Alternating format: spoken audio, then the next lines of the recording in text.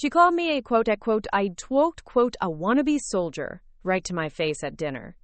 Said I was embarrassing her son by I'd playing dress up in that costume. But when my brother walked in and saluted me, calling me commander, the look on her face was priceless.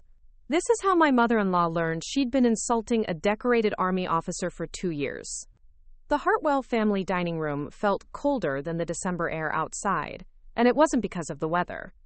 Crystal glasses caught the light from the chandelier above, casting sharp reflections across faces that looked like they'd rather be anywhere else. The mahogany table stretched between us like a battlefield, complete with territorial lines drawn in silverware and family politics.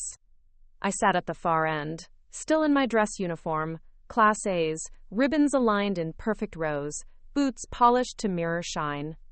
The Army service uniform felt different tonight, heavier somehow. Not because of the weight of the fabric, but because of the weight of the stairs. I'd come straight from Fort Belvoir, straight from the ceremony that had changed everything. But looking around this room, you'd think I'd shown up in pajamas. Linda Hartwell, my mother-in-law, barely glanced up from cutting her prime rib. When she did, her eyes swept over me with the kind of disdain usually reserved for something that had tracked mud across her pristine Persian rugs. Everything about Linda was precise. Her silver hair styled into a perfect bob, her makeup applied with surgical precision, her posture ramrod straight in a way that suggested years of finishing school and social climbing. "Really, Jessica," she said, her voice carrying that particular brand of condescension that seemed to be her native language. "Did you have to wear that to dinner?" She said that, like I was wearing a Halloween costume. Like the uniform that represented 6 years of my life, 6 years of sacrifice and service, and earning my place in a world that didn't hand out participation trophies, was some kind of joke. My husband Mark shifted uncomfortably beside me, his fork clicking against his plate with nervous energy. I'd been married to him for 2 years, and in all that time, I'd never once seen him stand up to his mother. Not once. He was 32 years old, a successful architect with his own firm, but put him in the same room as Linda Hartwell, and he turned into a 12-year-old boy afraid of getting grounded. His father, Robert, focused intently on his wine glass like it held the secrets of the universe. Robert was different from his wife, quieter, more thoughtful. He'd served in the Navy back in the 70s, though Linda rarely let him talk about it. "Ancient history," she'd say whenever he started sharing sea stories. "No one wants to hear about your little boat adventures, dear." Mark's sister Sarah smirked from across the table, clearly enjoying the show. Sarah was 28, unmarried, and worked as a marketing coordinator for some boutique firm in Georgetown. She lived off a trust fund and spent her days planning charity galas for causes she couldn't pronounce. But she never missed an opportunity to remind me that I was the outsider in this family, the one who didn't quite fit their idea of what Mark's wife should be. "It's my dress uniform, Linda," I replied evenly, keeping my voice steady and professional. "I came directly from the promotion ceremony." Linda's laugh was sharp, brittle, like crystal breaking. "Promotion ceremony." She pronounced each syllable with exaggerated precision, as if speaking to a child who'd claimed to be promoted to Princess of Candyland. "Honestly, Jessica, this whole military fantasy of yours is getting embarrassing. You're 25 years old. When are you going to grow up and get a real job?" The silence that followed was deafening. Even the grandfather clock in the corner seemed to tick louder, marking each second of my humiliation with mechanical precision. The chandelier above cast dancing shadows across the table, and I found myself focusing on the way the light caught the crystal drops, anything to avoid looking at the faces around me. "A real job," I repeated slowly, tasting the words. "Yes." Linda dabbed at her lips with her linen napkin, every movement precise and dismissive. The napkin was monogrammed, of course. Everything in the Hartwell house was monogrammed, branded, marked as theirs. Something respectable. Corporate, maybe. Or teaching. Something that doesn't involve you traipsing around in that costume, pretending to be important. Sarah giggled. Actually giggled, like we were at a sleepover gossiping about boys instead of sitting around a dinner table where a grown woman was being systematically humiliated. "Mom's right, Jess. The whole soldier thing is kind of, I don't know, juvenile? Like kids playing army in the backyard." My jaw clenched involuntarily. 2 years. 2 years of family dinners, exactly like this one. 2 years of Linda's subtle digs about my little military hobby. 2 years of watching Mark sit there in silence while his mother systematically tore me down, piece by piece, comment by comment, until I sometimes wondered if maybe she was right. Maybe I was just playing dress up. Maybe I was the delusional one. But then I'd remember the weight of responsibility on my shoulders, the lives that depended on my decisions, the classified briefings and operational planning sessions where colonels and generals listened when I spoke. I'd remember the commendations, the challenges I'd overcome, the respect I'd earned from people who didn't give it lightly. None of that mattered here, though. Here, in Linda Hartwell's perfect dining room, I was just the inconvenient daughter-in-law who refused to know her place. "I serve my country," I said quietly, the words carrying more weight than my tone suggested. "Oh, please." Linda waved her hand dismissively, her diamond wedding ring catching the light. The ring was massive, ostentatious, the kind of thing that announced its price tag from across the room. "You file paperwork on some base in Virginia. Let's not pretend you're saving the world, dear." Robert finally looked up, his weathered face creasing with discomfort. "Now, Linda, that's enough." "No, Robert. Someone needs to say it." She turned to face me fully, her blue eyes cold and calculating. Linda had the kind of beauty that required maintenance. Regular appointments, expensive procedures, a team of professionals working to hold back time. But there was nothing beautiful about the expression she wore now. "Jessica, you're embarrassing my son. This pathetic wannabe soldier act might fool your little friends on base, but we see right through it. You're playing dress up, and frankly, it's gotten old." The room went dead quiet. Somewhere in the house, a clock chimed 8 o'clock. The sound seemed to echo from another world. A normal world where families gathered for dinner and actually cared about each other. My hands remained steady on my silverware, but inside, something was breaking. Not sadness. I'd moved past that months ago. Somewhere between the 20th and 30th time, Linda had made it clear that I would never be good enough for her precious son. This was something else. Something harder. Something that felt like steel being forged in fire. Mark finally found his voice, though it came out as barely more than a whisper. "Mom, that's what, Mark? The truth?" Linda's voice rose, her careful composure cracking just enough to let the venom show through. "Your wife sits at our table in that ridiculous uniform, collecting participation trophies from the military, and expects us to treat her like some kind of hero. It's pathetic." I set down my fork with deliberate care. The soft clink against the china plate seemed to echo in the silence, a small sound that somehow carried the weight of everything I wasn't saying. "Participation trophies," I said, my voice barely above a whisper. "That's all they are, dear. Everyone gets a medal these days. It's like soccer trophies for children. Meaningless little tokens to make everyone feel special." Linda leaned back in her chair, satisfied with her assessment. "The military has gotten so soft, so politically correct. They hand out ribbons for showing up, for doing the bare minimum. It's not like the old days when men actually had to earn their recognition." Sarah leaned forward, emboldened by her mother's cruelty. "I mean, what do you even do all day? Sit behind a desk? File reports? It's not like you're actually fighting anyone." I thought about my last deployment. 6 months in a classified location, coordinating logistics for operations that would never make the news, managing supply chains that kept soldiers alive in places most Americans couldn't find on a map. I thought about the nights I'd stayed up until dawn, double-checking manifests and routing orders, knowing that one mistake could mean someone didn't come home. I thought about the bronze star in my jewelry box upstairs, the one I'd never mentioned to this family because I knew they wouldn't understand. The citation talked about exceptional meritorious service and decisive action under combat conditions. But it might as well have been written in a foreign language for all the respect it would earn me in this room. Linda nodded approvingly at her daughter. "Exactly. Real soldiers. Men like your father's friends who served in Vietnam. They knew what sacrifice meant. This generation just wants credit for showing up." Robert's face flushed red, but he said nothing. I'd heard him talk about Vietnam exactly once, late one night when Linda was at book club, and he'd had too much whiskey. He told me about losing friends, about coming home to protesters and being called a baby killer. He'd cried that night. This tough old man who'd built a construction empire from nothing, and I'd held his hand while he remembered boys who never made it past 19. But Linda had rewritten that history, turned his service into something quaint and outdated, something that didn't interfere with her carefully constructed narrative about the good old days, when wars were noble and soldiers were real men. This generation doesn't understand sacrifice, Linda continued, warming to her theme. They want medals for completing basic training, ribbons for passing tests that any high school graduate could manage, and they wonder why no one takes them seriously. I stood slowly, my chair scraping against the hardwood floor. Every eye in the room fixed on me, waiting to see if I'd finally crack, finally give them the emotional breakdown they'd been pushing for since the appetizer course. Instead, I straightened my shoulders and met Linda's gaze directly.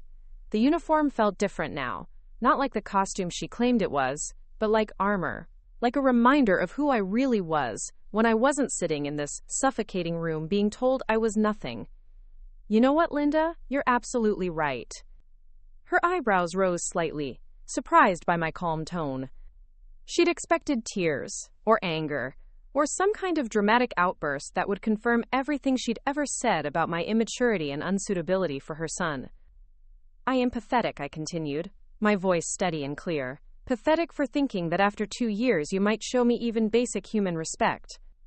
Pathetic for believing that the woman who raised the man I love might have an ounce of decency in her. Linda's face hardened, her careful mask slipping to reveal something ugly underneath. How dare you? I'm not finished. My voice carried the authority I'd learned to project in briefing rooms and command centers, the tone that made colonels stop talking and pay attention. You want to know what's truly pathetic? A woman who feels so threatened by her daughter-in-law's accomplishments that she has to tear her down at every opportunity. A mother who cares more about her own ego than her son's happiness. The room was electric with tension. Mark looked like he wanted to disappear into his chair, his face pale and his hands shaking slightly. Robert stared at his plate like it might offer him an escape route. Sarah's smirk had vanished, replaced by something that might have been fear. Linda's face flushed red, her carefully applied makeup looking garish against her anger-darkened skin. You insolent little... What? Soldier? You're right, I am a soldier. I'm a soldier who's spent the last 6 years serving something bigger than myself, while you've spent your time playing queen of your little suburban kingdom. I'm a soldier who's earned every ribbon on this uniform through blood, sweat, and sacrifice that you couldn't comprehend if you tried. I took a step closer to the table, my boots clicking against the hardwood with military precision. You want to talk about real soldiers? About sacrifice? Let me tell you about sacrifice, Linda. Sacrifice is spending your 21st birthday in a foxhole in Afghanistan, coordinating supply drops while mortars are falling. Sacrifice is coming home to a family that treats you like an embarrassment, because your service doesn't fit their idea of what a proper wife should do. Jessica, Mark started, but I held up a hand. No, Mark, I'm tired of being quiet. I'm tired of sitting here month after month, listening to your mother tear me down while you say nothing. I'm tired of pretending that her ignorance and cruelty are somehow my fault. Linda stood as well, her chair scraping back dramatically. I will not be spoken to this way in my own home. Then maybe you should think twice before attacking someone whose service record you know nothing about. I reached into my jacket pocket and pulled out the letter I'd received that morning, the one that had made me late to dinner in the first place. You want to know what a participation trophy looks like, Linda? This is what a participation trophy looks like. I unfolded the letter, the official Department of Defense letterhead crisp and formal. Congratulations on your promotion to Major Jessica Chen. Your exceptional leadership and dedication to duty have earned you this advancement ahead of schedule. Your new assignment as Battalion Executive Officer reflects the Army's confidence in your abilities and potential for continued advancement. The silence that followed was profound. Sarah's mouth hung open slightly. Robert looked up from his plate for the first time all evening, his eyes wide. Mark stared at me like he'd never seen me before. Linda's face went through several expressions: confusion, disbelief, and finally a grudging recognition that maybe, just maybe, she'd made a terrible mistake. Major? Robert whispered. As of this morning, I said, folding the letter and putting it back in my pocket. Battalion Executive Officer, responsible for over 800 soldiers, and a budget that's probably larger than your net worth, Linda. Linda's mouth opened and closed like a fish gasping for air. For the first time in the 2 years I'd known her, she seemed genuinely speechless. But you're so young, Sarah said weakly. How can you be a major at 25? Because unlike some people, I don't coast on family money and social connections. I earned it. I looked around the table, meeting each set of eyes in turn. Every rank, every assignment, every commendation. I earned it through performance, not politics. The doorbell rang. The sound cut through the tension like a blade, sharp and unexpected. Everyone froze, caught in the moment between my words and whatever came next. The grandfather clock in the corner seemed to tick louder, marking seconds that felt like hours. I'll get it, Mark mumbled, clearly desperate to escape the table and the weight of everything that had just been said. No, I said firmly, I will. I walked through the Hartwell's pristine living room, past the family photos that conspicuously excluded me, past the expensive furniture that always made me feel like an intruder in a museum. My boots clicked against the marble entryway, each step echoing in the sudden quiet of the house. The living room was exactly what you'd expect from Linda Hartwell, perfectly coordinated, professionally decorated, and completely devoid of personality. Everything matched. Everything was in its proper place, and everything was expensive enough to make sure visitors knew they were in the presence of money. The coffee table books were arranged just so, their spines creating a careful spectrum of colors. The throw pillows on the cream-colored sofa were fluffed to mathematical precision. But there were no personal touches, no evidence that real people lived here, no books that had been read and reread, no photographs that captured genuine moments of joy or love. It was a showroom, a stage set designed to impress rather than welcome.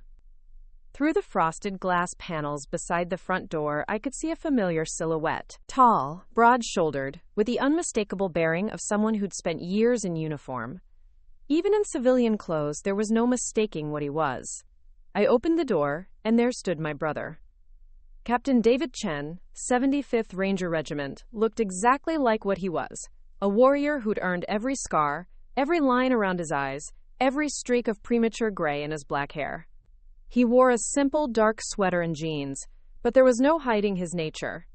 Authority radiated from him, like heat from a forge, the kind of presence that made people step aside without being asked. His dark eyes, so like my own, took in my uniform, the tension in my shoulders, the slight flush in my cheeks that he'd learned to read during childhood fights and teenage heartbreaks. David had always been able to see through my masks, even when I thought I was hiding my feelings perfectly. "Hey, little sister," he said softly, his voice carrying the warmth that was reserved for family. Then his expression hardened as voices carried from the dining room. Linda's voice, sharp and venomous, saying something about that girl's attitude problem and military brats who don't know their place. David's jaw tightened. In the space of a heartbeat, his entire demeanor shifted.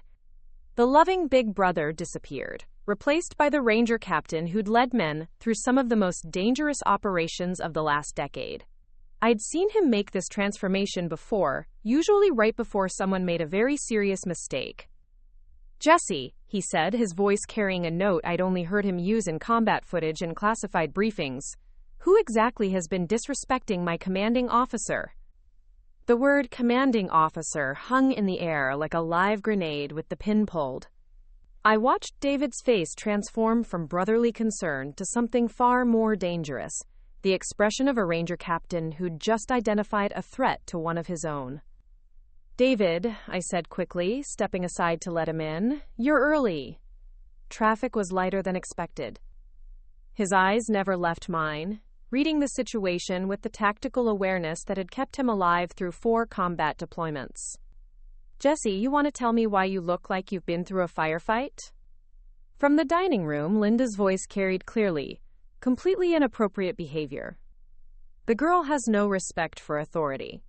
No understanding of proper social conduct. "Mark, you need to put your foot down about this military nonsense before she embarrasses us further." David's expression went arctic. "That would be your mother-in-law, I'm assuming?" I nodded, suddenly feeling like I was 12 years old again, standing behind my big brother while he faced down the neighborhood bullies who'd been picking on me. Except this time, the bully was a 60-year-old woman in designer clothing, and the stakes were my marriage and my sanity. "How long has this been going on?" David asked, his voice quiet but carrying the kind of intensity that made seasoned soldiers stand at attention. 2 years, I admitted. Since Mark and I got married. Maybe longer, but I only started coming to family dinners after the wedding. 2 years. He repeated the words like he was calculating the dimensions of a mission objective. "And your husband?"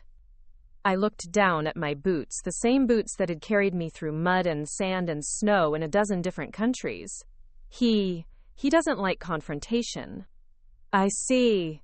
David stepped fully into the foyer, closing the door behind him with a soft click that somehow sounded final. "Well, little sister, it looks like your husband is about to get an education in what confrontation actually looks like." Before I could respond, Mark appeared in the doorway between the foyer and the living room. His face was pale, his hands shaking slightly as he approached us. I'd never seen him look so uncertain, so completely out of his depth.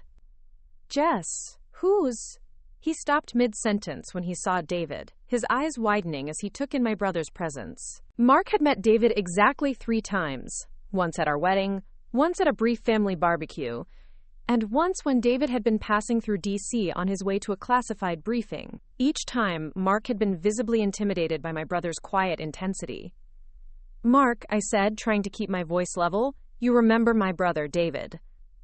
"Captain Chen," David said, extending his hand. His grip, I knew from experience, would be firm but not crushing, professional. But there was something in his eyes that suggested Mark was being evaluated, measured, and found wanting. "Oh, yes, David, good to see you again." Mark's handshake was weak, nervous. He glanced between us, clearly trying to figure out what was happening. "I didn't know you were coming to dinner." "Last-minute decision," David replied smoothly. "I had some business in the area and thought I'd surprise my sister. Hope that's not a problem." No, of course not. The more the merrier." Mark's laugh was forced, artificial. "Mom's got plenty of food. She always cooks for an army." He paused, realizing what he'd just said, and his face reddened. "I mean, she cooks a lot, plenty, for everyone." David's smile was sharp as a blade. "That's very generous of her. I'm looking forward to meeting the woman who's been taking such good care of my sister."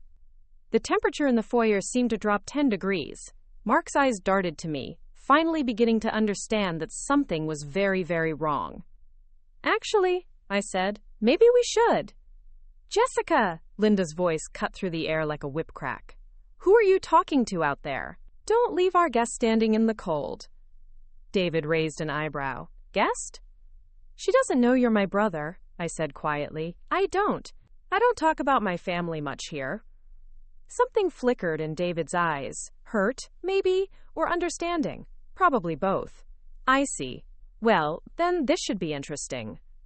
Mark cleared his throat nervously. "Mom, Dad, Sarah, Jessica's brother is here. David, he's in the army too."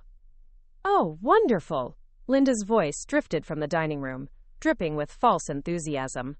"Another soldier. Just what this evening needed." David's smile could have cut glass. "Well, Major Chen, shall we go meet your in-laws?" The title hit Mark like a physical blow. His mouth fell open slightly, and he stared at me with a mixture of shock and something that might have been awe. "Major? Jess, you said you got promoted, but you didn't say—" "You didn't ask," I said simply. David placed a protective hand on my shoulder, the gesture subtle but unmistakable. "My sister has always been modest about her achievements. It's one of her finest qualities." We walked into the dining room together, David's presence changing the entire dynamic of the space.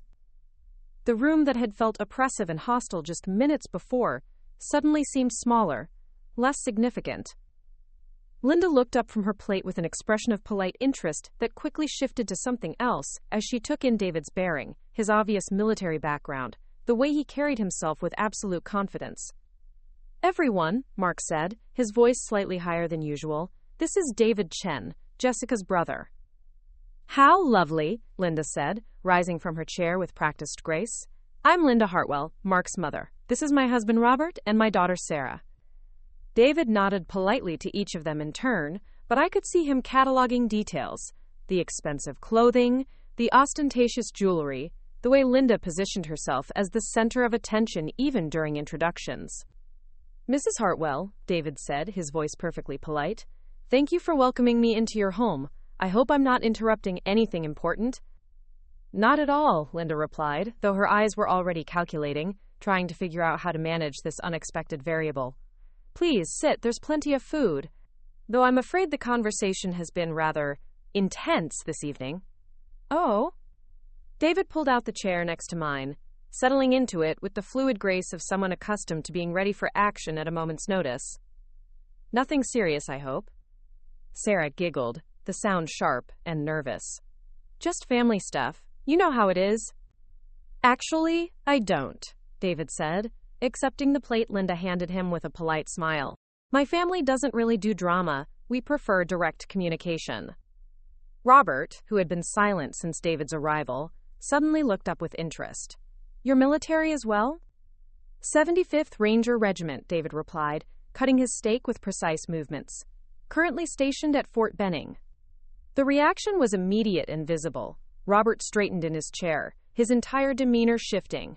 Sarah's eyes widened slightly. Even Linda paused in her serving, though she recovered quickly. "Rangers," Robert said, his voice carrying a note of respect I'd rarely heard from him. That's serious business." "It has its moments," David replied modestly. "Though I imagine you understand something about military service yourself, Mr. Hartwell. Navy, if I'm not mistaken?" Robert's face lit up with surprise and pleasure. "You can tell?" "Bearing," David said simply. "Once a sailor, always a sailor. My first sergeant served in the Navy before he came to the Army. Same way of holding yourself." Linda's jaw tightened almost imperceptibly. She hated when people talked about Robert's military service, especially when it made him light up the way it did now. It didn't fit her narrative about their sophisticated civilian life. "That was a long time ago," Linda said dismissively. "Ancient history, really." "Not to me," David said, his eyes meeting Robert's across the table. "Service is service. It matters." For a moment, the dining room was quiet except for the gentle clink of silverware against china. Then Linda, apparently deciding that she needed to regain control of the conversation, turned her attention to David with the kind of smile she usually reserved for charity fundraisers and social climbers. "So David, what exactly do you do in the Rangers? I'm afraid I'm not very familiar with military specializations." It was a trap, and we all knew it. Linda was fishing for information she could use to diminish David the same way she'd been diminishing me. Looking for some way to reduce his service to something manageable, something she could mock or minimize. David set down his fork and looked at her with the kind of steady gaze that made hardened soldiers uncomfortable. "I lead men in combat operations, Mrs. Hartwell. Specialized missions in hostile environments. The kind of work that requires a certain level of commitment." "Combat operations," Linda repeated, as if testing the words. "How exciting and dangerous, I imagine." "It can be," David agreed. "But not as dangerous as some people might think. Good training, good leadership, good soldiers. Those things minimize risk considerably." "Still," Linda continued, warming to her theme, "it must be difficult to maintain any kind of normal life, relationships, career advancement beyond the military. I imagine it's quite limiting." I felt my stomach clench. This was how it always started. The subtle questioning, the gentle probing for weaknesses, the gradual build-up to a devastating takedown. But David just smiled, the expression pleasant and completely unthreatening. "Actually, Mrs. Hartwell, I found that military service opens quite a few doors. Leadership experience, security clearances, specialized training. Civilian employers value those things highly." "Oh, I'm sure they do," Linda said, her tone suggesting exactly the opposite. "But surely there comes a time when one has to think about the future, about settling down, starting a family, pursuing more substantial career opportunities." Sarah leaned forward, emboldened by her mother's approach. "I mean, playing soldier is fun when you're young, but eventually you have to grow up and join the real world, right?" The words hung in the air like smoke from an explosion. Playing soldier. The exact phrase Linda had used about me earlier, delivered with the same condescending smile, the same assumption that military service was some kind of extended childhood game. David's expression didn't change, but something shifted in his posture. A subtle straightening, a slight squaring of his shoulders that I recognized as a warning sign. When David got truly angry, he didn't raise his voice or make threats. He got very, very still. "Playing soldier," he repeated, his voice mild and curious. "That's an interesting phrase." Sarah, completely oblivious to the danger she was in, giggled again. "Well, you know what I mean. All the uniforms and medals and marching around. It's very theatrical." "Theatrical," David mused. "You know, Sarah, may I call you Sarah? I've heard that word used to describe military service before, usually by people who've never worn a uniform themselves." Linda sensed the shift in tone and tried to intervene. "Now, David, I'm sure Sarah didn't mean—" "Oh, I think she meant exactly what she said," David interrupted gently. "And I find it fascinating, really. The idea that 6 months coordinating supply lines while people are shooting at you is somehow less real than— What was it you do again, Sarah? Marketing?" Sarah's face flushed red. "I coordinate major promotional campaigns for boutique firms in Georgetown," David finished. "Yes, Mark mentioned that earlier. Very impressive. I'm sure it's quite challenging deciding which color scheme will best appeal to your target demographic." Quote, the sarcasm was so subtle that it took Sarah a moment to realize she was being mocked. When it hit her, her mouth fell open in shock. "There is no need to be rude," Linda said sharply, her polite mask finally beginning to slip. "Rude?" David's eyebrows rose in apparent surprise. "Mrs. Hartwell, I was simply trying to understand your family's perspective on military service. It seems to be a recurring theme this evening." He turned to look at me, his expression gentle but his eyes hard as flint. "Jessie, you've been awfully quiet. How long have you been listening to this kind of commentary about your career?" The question was perfectly innocent, perfectly reasonable, but it landed in the middle of the dining room like an artillery shell. Everyone went silent, waiting to see how I would respond, whether I would expose the truth about what had been happening in this house for the past 2 years. Mark looked panicked, his eyes darting between his mother and me like he was watching a tennis match played with live grenades.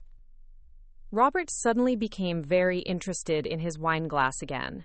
Sarah stared at her plate, apparently realizing that the conversation had taken a turn she hadn't anticipated. Linda, however, drew herself up to her full height, her chin raised in a gesture of defiance that would have been admirable if it hadn't been built on 2 years of systematic cruelty. "I think there's been a misunderstanding," she said, her voice cold and controlled. "We simply believe that Jessica has potential, that she's wasting in her current career path. We want what's best for her." "What's best for her?" David repeated slowly. "I see. And what exactly do you think would be best for my sister?" "A real career," Linda said, the words coming out in a rush. "Something respectable, something with a future. Corporate work, perhaps, or teaching. Something that doesn't involve all this military nonsense." The phrase military nonsense seemed to echo in the sudden silence that followed. David sat perfectly still for a long moment, and I could practically see him processing the full scope of what had been happening to me. When he finally spoke, his voice was quiet, conversational, and absolutely terrifying. "Mrs. Hartwell," he said, "I think there's something you should know about my sister's military nonsense. Single quote. He reached into his jacket pocket and pulled out his phone, scrolling through something with the casual efficiency of someone accustomed to accessing classified information at a moment's notice.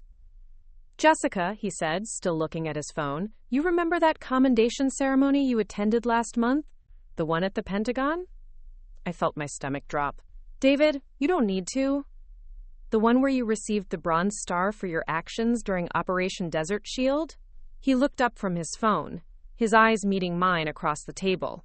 "The one where you coordinated supply drops under enemy fire for 6 straight hours, ensuring that 3 companies of soldiers didn't run out of ammunition during a critical engagement." The silence that followed was absolute. You could have heard a pin drop in the next county. Sarah's fork clattered against her plate. Robert's wineglass froze halfway to his lips. Mark stared at me like he'd never seen me before, his face cycling through shock, confusion, and something that might have been pride. Linda's face went through several shades of pale before settling on a sickly gray color. "Bronze Star," Robert whispered. "Jesus Christ, Jessica. Why didn't you tell us?" "Because," I said quietly, finding my voice for the first time since David had arrived. "Nobody ever asked. And when I tried to talk about my work, I was told it was just filing paperwork and playing dress-up." David set his phone down on the table with deliberate care. "My sister has been awarded the Bronze Star, the Army Commendation Medal with 3 oak leaf clusters, the Combat Action Badge, and the Expert Infantry Badge. She served in Afghanistan, Iraq, and 2 classified locations I can't name. She's responsible for logistics operations that have kept thousands of soldiers alive and supplied in combat zones around the world." He paused, letting the weight of his words settle over the table like a blanket. "She's also," he continued, his voice taking on a harder edge, "one of the youngest officers ever promoted to major in her field. And as of this morning, she's been selected for Battalion Executive Officer, a position that puts her in command of over 800 soldiers and responsible for operations that directly impact national security." Linda's mouth opened and closed like a fish gasping for air. For the first time in the 2 years I'd known her, she seemed genuinely speechless. "But most importantly," David said, leaning back in his chair and fixing Linda with a stare that could have melted steel, "she's my little sister, and for the past 2 years, she's been coming to these family dinners and listening to you people treat her like she's some kind of burden, some embarrassing relative you have to tolerate out of politeness." The temperature in the room seemed to drop another 10 degrees. Mark looked like he wanted to crawl under the table and disappear. Sarah was staring at her hands, her face flushed with what might have been shame. Robert, however, was looking at me with an expression I'd never seen before. Respect, maybe even awe. 800 soldiers, he said quietly. At 25 years old. "She's earned it," David said simply. "Every promotion, every assignment, every commendation. Through competence, leadership, and a work ethic that would put most people in this room to shame." Linda finally found her voice, though it came out as barely more than a whisper. I didn't know." "No," David agreed, his tone deceptively mild. "You didn't know. Because you never bothered to ask. You were too busy assuming that because my sister chose to serve her country instead of pursuing whatever shallow definition of success you subscribed to, she must be some kind of failure." He stood up slowly, his movements precise and controlled. "Mrs. Hartwell, in my line of work, I've learned to judge people by their actions, not their appearances. And based on what I've observed tonight, I have to say, your actions speak very poorly of your character." The insult was delivered with such calm professionalism that it took Linda a moment to realize she'd been cut to the bone. When it hit her, her face flushed red with anger and embarrassment. "How dare you come into my home and—" "What?" David interrupted, his voice still perfectly calm. "Tell the truth? Point out that you've been systematically belittling a decorated combat veteran for 2 years? Suggest that maybe you owe my sister an apology?" He looked around the table, his gaze stopping on each face in turn. "Because from where I'm sitting, that's exactly what needs to happen here." The room went dead silent. Outside, the wind picked up, rattling the windows and sending shadows dancing across the walls. The grandfather clock in the corner chimed 8:30, the sound seeming to come from another world entirely. Linda's face cycled through several expressions: anger, embarrassment, calculation, and finally, a kind of desperate defiance. "I will not," she said, her voice shaking with rage, "be lectured by some soldier about how to treat my own family." David's smile was thin and cold. "Mrs. Hartwell, I think you're confused about something. Jessica isn't your family, she's mine. And she's also my commanding officer." The words hit the table like a bomb going off. "You're what?" Sarah gasped. David turned to look at me, and for the first time since he'd arrived, his expression softened into something approaching pride. "Major Jessica Chen," he said formally, Battalion Executive Officer, 3rd Brigade Combat Team, 82nd Airborne Division. My direct superior in the chain of command, and one of the finest officers I've ever had the privilege to serve under." The silence that followed was profound and complete. You could have heard the dust settling on the furniture. Mark's face had gone completely white. Superior officer? David nodded. When my unit was attached to her brigade for Operation Desert Shield, Major Chen was responsible for coordinating support for my company during some of the heaviest fighting we saw. Her tactical decisions and logistical planning kept my soldiers alive and supplied when things got complicated. He paused, his eyes never leaving mine. She saved my life and the lives of every man under my command. And for the past 2 years, she's been sitting at this table listening to you people call her a failure. Linda looked like she'd been struck by lightning. Robert was staring at me with an expression of complete shock. Sarah had her hand pressed to her mouth, her eyes wide with horror. But it was Mark's expression that hurt the most. He was looking at me like he'd never seen me before, like I was a complete stranger who had somehow infiltrated his life. "Jess," he whispered, "why didn't you tell me?" I looked at him. This man I'd married, this man I'd loved enough to endure 2 years of humiliation for, this man who had sat in silence while his family tore me apart, and felt something inside me finally break free. "Because," I said quietly, "you never asked." The words, "you never asked," hung in the air like the last echo of an explosion. Mark's face crumpled as if I'd physically struck him, and in a way, maybe I had. The truth has a way of hitting harder than any physical blow, especially when it's been building pressure for 2 years. Mark started, then stopped, his mouth opening and closing as he struggled to find words that could somehow bridge the chasm that had just opened between us. You never seemed to want to talk about work. You always changed the subject when I asked about your day." I laughed, but there was no humor in it. The sound was bitter, hollow, like wind through a cemetery. "I changed the subject? Mark, do you remember what happened the last time I tried to tell you about a mission briefing?" His face went pale as the memory surfaced. It had been 6 months ago, right after I'd returned from a classified deployment that I couldn't discuss in detail. I'd been trying to share what I could about the stress, the responsibility, the weight of making decisions that affected hundreds of lives. "You told me it sounded like I was making things too dramatic," I continued, my voice steady despite the storm building inside me.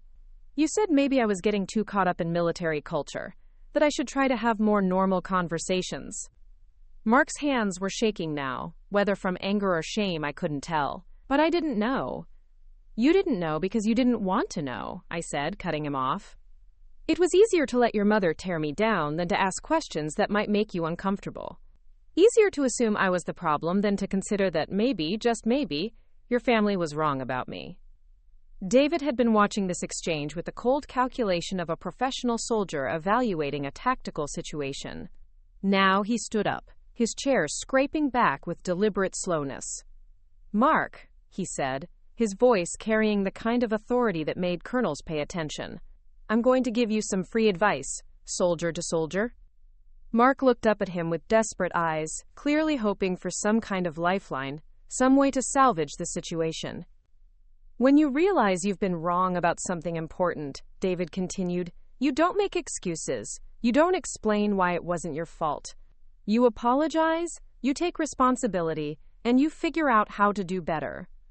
He paused, letting the weight of his words settle over the table like a command directive. "But first," David said, turning to face Linda with the kind of stare that had made hardened insurgents surrender without firing a shot, "your mother needs to apologize to my commanding officer." The temperature in the room seemed to drop to Arctic levels. Linda's face went through a series of expressions: shock, indignation, fear, and finally, a kind of desperate rage. "I will not," she said, her voice shaking with fury, "apologize to anyone. This is my home, and I will not be dictated to by some military thugs who think they can intimidate me with their war stories and their medals." The word thugs seemed to echo in the sudden silence that followed. Robert's wine glass slipped from his nerveless fingers, shattering against his plate with a sound like breaking crystal. Sarah made a small, horrified noise in the back of her throat. David's expression didn't change, but something in his posture shifted. He became perfectly still, the way a predator goes motionless before striking. "Military thugs," he repeated, his voice dangerously quiet. That's an interesting choice of words, Mrs. Hartwell.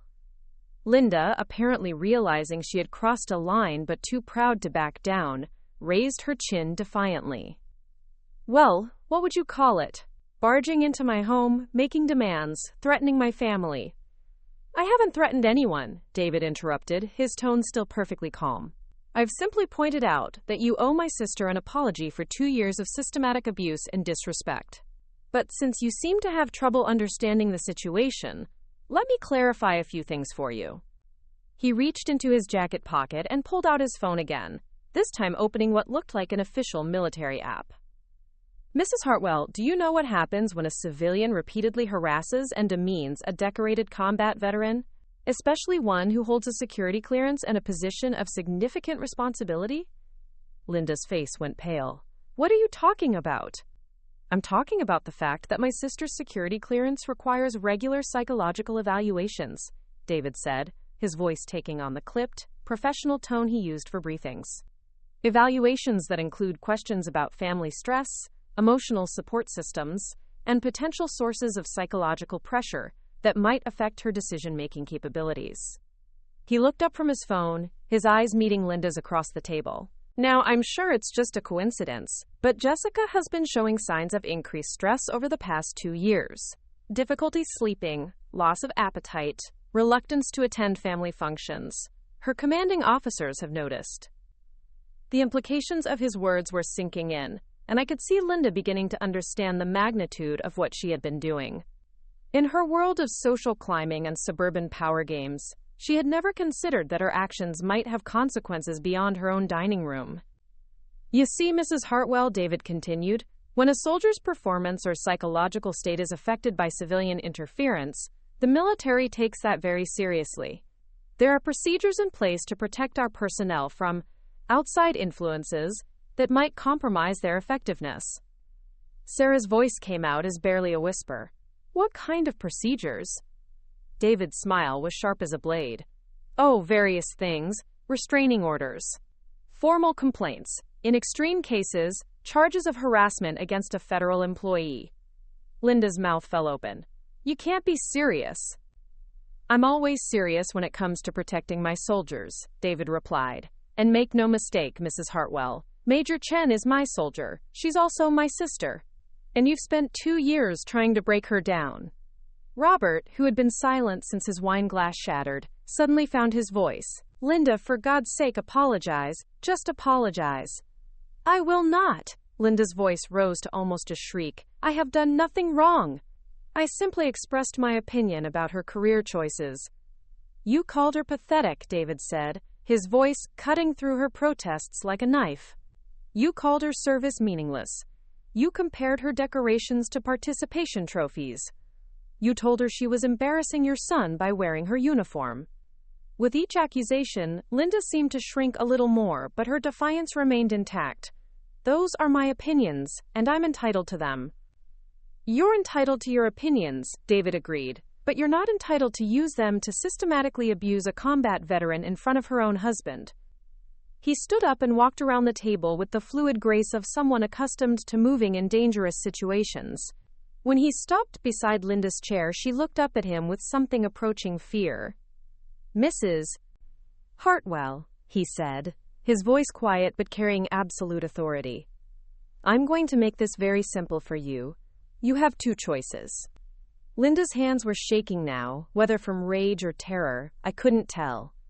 Choice 1, David continued. You apologize to Major Chen. Sincerely, completely, and immediately. You acknowledge that you've been wrong about her service, wrong about her character, and wrong to treat her the way you have. You commit to treating her with the respect she deserves as both a decorated officer and a member of this family. He paused, letting the first option sink in.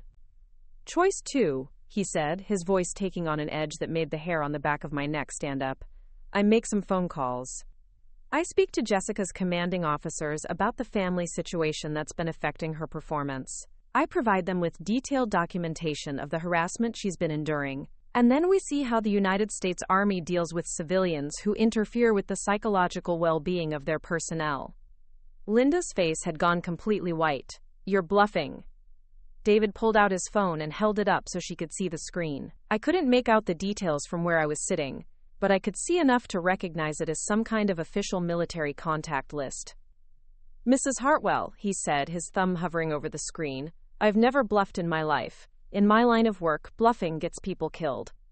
The silence that followed was profound. Even the grandfather clock seemed to have stopped ticking. Outside, the wind had died down, leaving the house wrapped in an oppressive quiet that made every breath sound loud. Mark finally broke the silence, his voice cracking like an adolescent's. Mom, please, just apologize. This has gone far enough. Linda turned to look at her son, her face cycling through emotions like a broken kaleidoscope. For a moment, I thought she might actually do it. I thought she might swallow her pride and admit she had been wrong. Instead, she stood up abruptly, her chair scraping back with enough force to make the crystal glasses on the table ring like bells. I will not, she declared, her voice shaking with fury, be threatened in my own home by a pair of government thugs.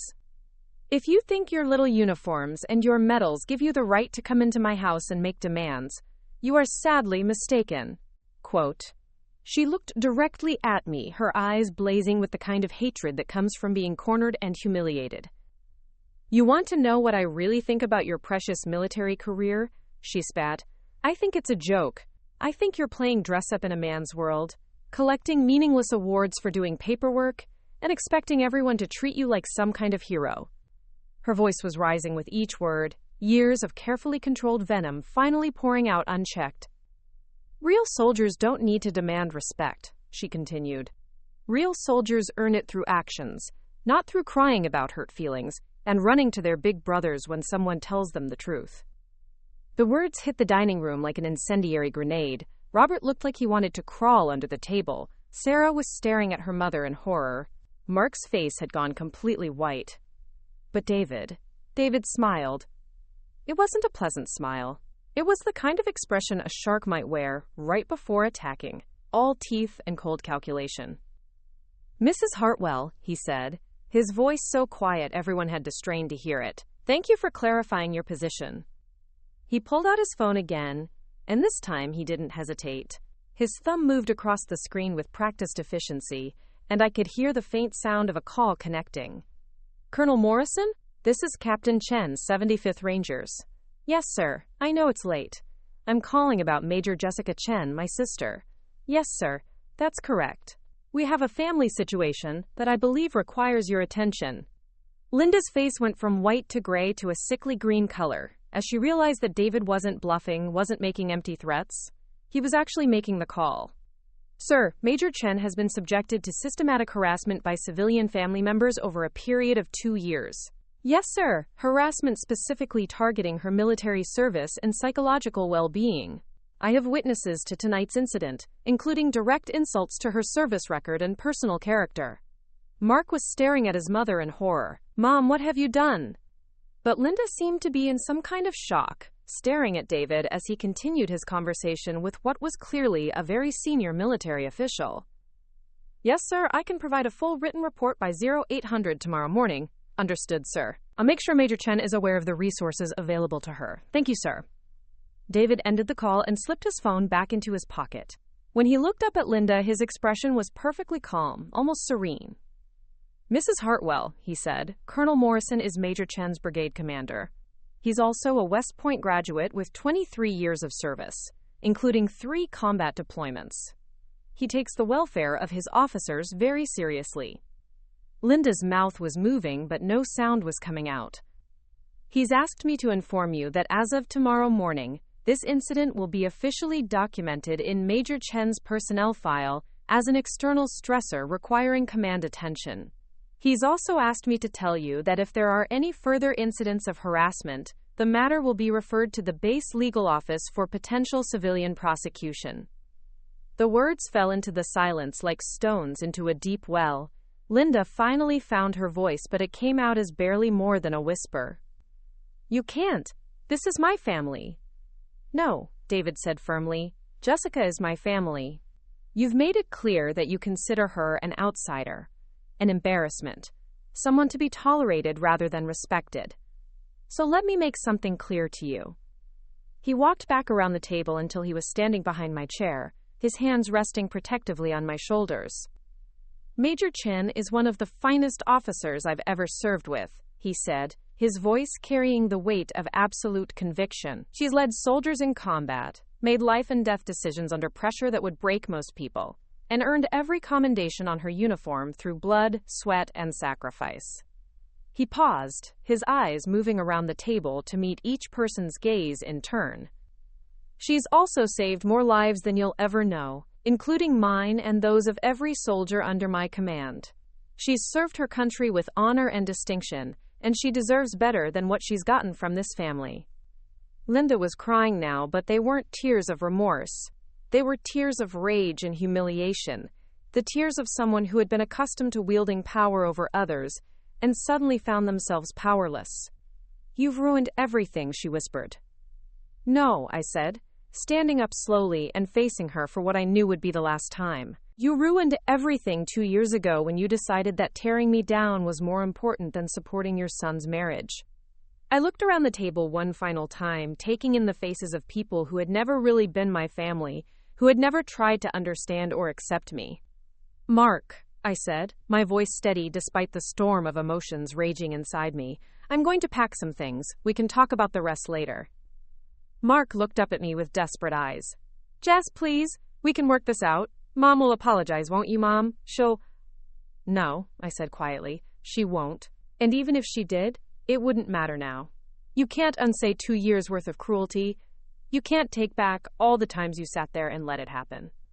I turned to David, who was watching me with the kind of protective intensity that had gotten us both through childhood.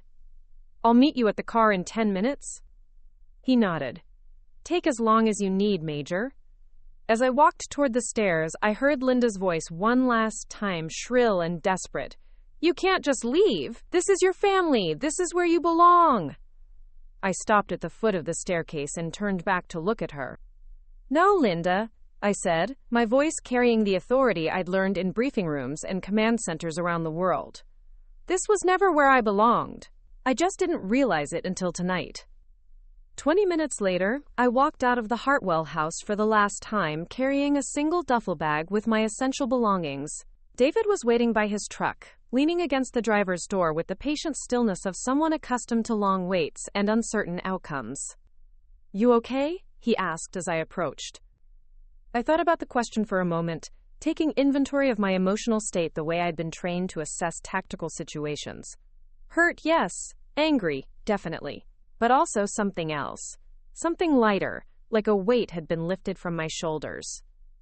"I will be," I said finally. David nodded and opened the passenger door for me. "Mom's expecting you for dinner tomorrow night. She's making your favorite pot roast." I smiled for the first time in hours, a real smile that reached my eyes. "That sounds perfect." As we drove away from the house, I didn't look back. There was nothing left for me there, nothing worth remembering. But ahead of us, the road stretched out into the darkness, full of possibilities and new beginnings. Behind us, the Hartwell house grew smaller and smaller until it disappeared entirely, swallowed by the night and forgotten like a bad dream upon waking. 6 months later, I received an invitation to Mark's wedding. He was marrying Sarah's college roommate, a woman Linda apparently found much more suitable than a career military officer. I sent them a nice gift, a crystal vase from the base exchange, and a polite note wishing them well. The same week, I received my promotion orders to lieutenant colonel. David called me that evening to congratulate me. "How does it feel to outrank half the men who thought you were just playing soldier?" he asked. I looked out the window of my new apartment, a place where my uniforms hung in the closet without apology, where my commendations were displayed on the wall with pride, where I was free to be exactly who I was without explanation or justification. "It feels," I said, "like coming home." The last time I heard about the Hartwells was a year later, when Robert called to tell me that Linda had suffered a minor heart attack. He asked if I might consider visiting her in the hospital, suggested that maybe it was time to let bygones be bygones. I told him I hoped she recovered quickly, and I meant it. I wished her no ill will, harbored no desire for revenge or retribution. I simply wished her to be happy in whatever life she had chosen for herself. But I also told him that some bridges, once burned, can never be rebuilt. Some wounds, once inflicted, can never truly heal. And some people, once they show you who they really are, should be believed the first time. As I hung up the phone, I thought about the young woman who had sat at that dining room table 2 years earlier, desperate for acceptance and approval from people who had never deserved either her time or her respect. That woman was gone now, replaced by someone stronger, someone who knew her own worth and didn't need anyone else's validation to prove it. In the military, we have a saying, adapt and overcome. Sometimes that means changing your tactics to fit the battlefield. Sometimes it means changing the battlefield entirely. And sometimes it means walking away from battles that were never worth fighting in the first place. I learned that lesson in Linda Hartwell's dining room, but it served me well in every challenge I've faced since. When someone shows you who they are, believe them. When someone refuses to respect you, stop wasting energy trying to earn something they'll never give. And when someone calls you pathetic while you're wearing the uniform of your country, remember that their opinion says everything about them and nothing about you. The truth is, some people will never understand what service means. They'll never comprehend the weight of responsibility that comes with leading soldiers, making decisions that affect lives, or sacrificing personal comfort for something greater than yourself.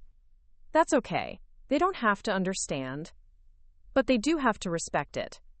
And if they won't, well, that's what big brothers are for. Sometimes the greatest victory isn't defeating your enemies. It's walking away from people who were never worthy of your time. Major Jessica Chen learned that lesson in her mother-in-law's dining room, but it changed her life forever. When respect has to be demanded, it's already too late. The real strength is knowing when to stop fighting for acceptance from people who were never going to give it. If this story hit you in the feels, you know what to do. Like, subscribe, and remember, you're worth more than someone else's opinion of you. Always.